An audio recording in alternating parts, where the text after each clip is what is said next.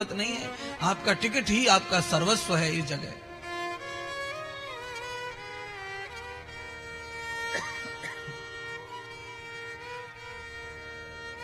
तो आपके पास पुण्य है सत्कर्मों का, यज्ञ का। और जब आपके पास में महारुद्र का यज्ञ का पुण्य होगा तो आपको यमदूत को कुछ दिखाना नहीं पड़ेगा। यमदूत आपको टोक नहीं सकता, रोक नहीं सकता।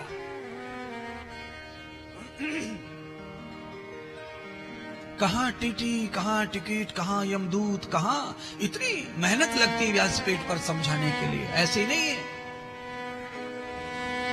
ये बोल दिया श्लोक और कथा सुना दी और हो गया कथा, आगे बढ़ गई कथा। ऐसी कथा तो किताब लेकर सब घर पे पढ़ सकते हैं। पर कथा, व्यासपीठ पर कथा श्रवण करने से यह लाभ होता है कि टीटी से डर नहीं लगेगा, यमदूत से डर नहीं लगेगा।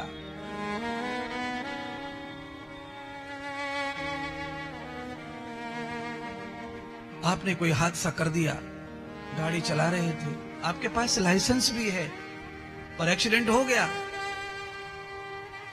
तो कानून आकर के सबसे पहले आपसे यही पूछता है कि लाइसेंस है।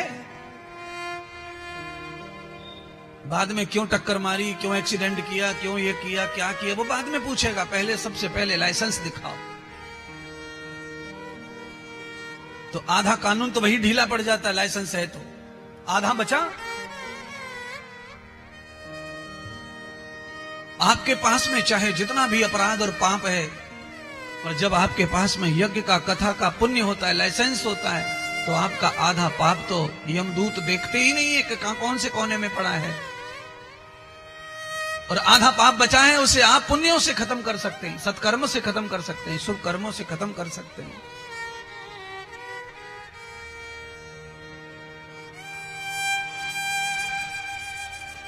सौनक आदि ऋषियों ने प्रार्थना करके चरणों में बैठकर कहा, गुरुदेव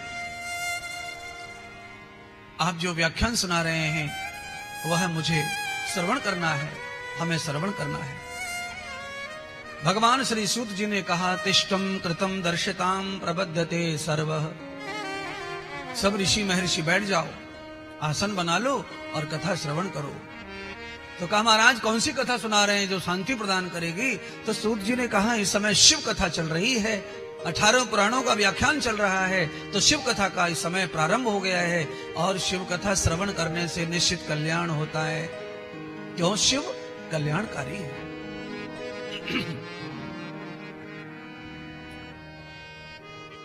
सब देवता अपना अपना काम करते हैं।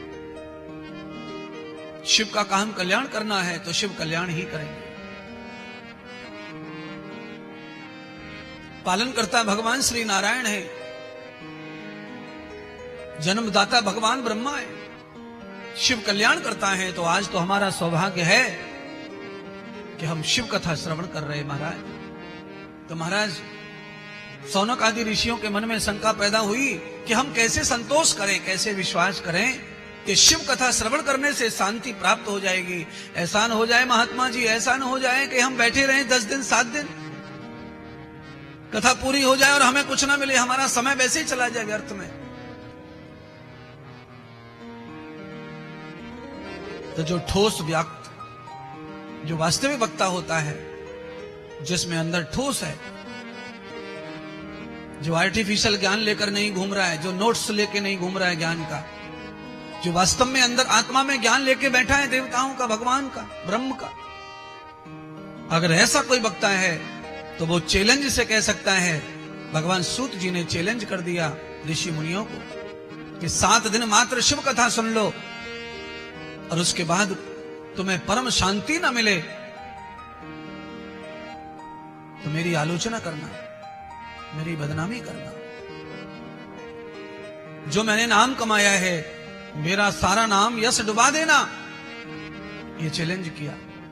और महाराज मैं भी आज व्यासपीठ से कह रहा हूं, 7 दिन नियम से कथा आप अगर सुन लोगे तो ये 7 दिन में इसी पांडाल में आपका चित्त बदलेगा, मन बदलेगा और शांति आएगी, सुकून आएगा, सरलता आएगी।